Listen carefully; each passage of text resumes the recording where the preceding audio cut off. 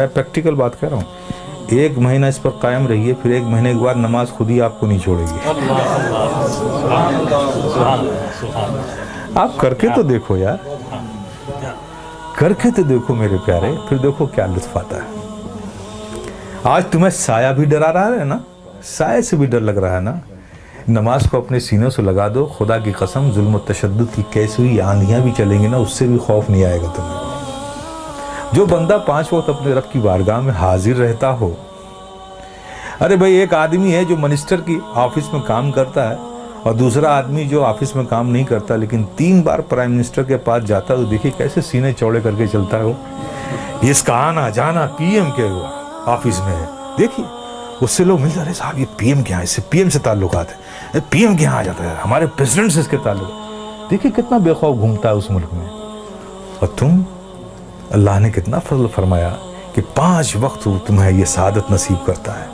میرے بندو آؤ میری بارگاہ میں, جب تم کھڑے ہوتے ہو تو میں تمہیں دیکھتا ہوں, تمہاری عبادت, اور ایسی حالت میں کھڑے ہوتے ہو, ایسی حالت میں کھڑے ہوتے ہو.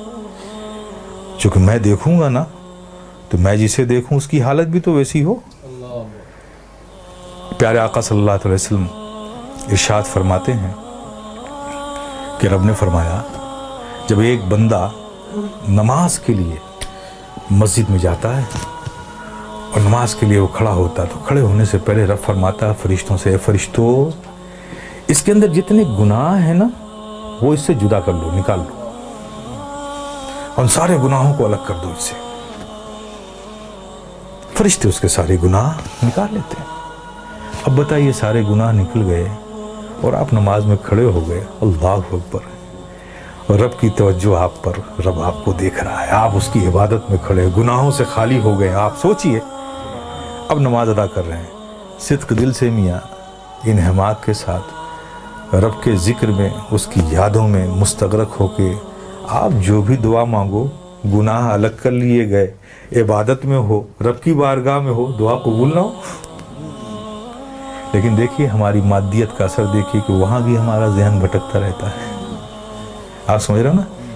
پھر اس کے بعد کیا ہوتا ہے, جب وہ بندہ نماز سے فارغ ہوتا ہے, کتنی بڑی نعمت ہے آپ سوچو. نماز سے فارغ ہوتا ہے, فرشتے پوچھتے ہیں, مولا وہ جو نماز سے پڑھنے سے پہلے اس کے گناہ الگ کیے تھے, وہ جو سب رکھے ہوئے ہیں الگ اس سے, یہ نماز سے فارغ ہو گیا, اب اس کا کیا کروں, اب اس کا کیا کروں. تو رب فرماتا ہے, جب تم نے الگ کر لیا ہے تو الگ ہی رہنے دو.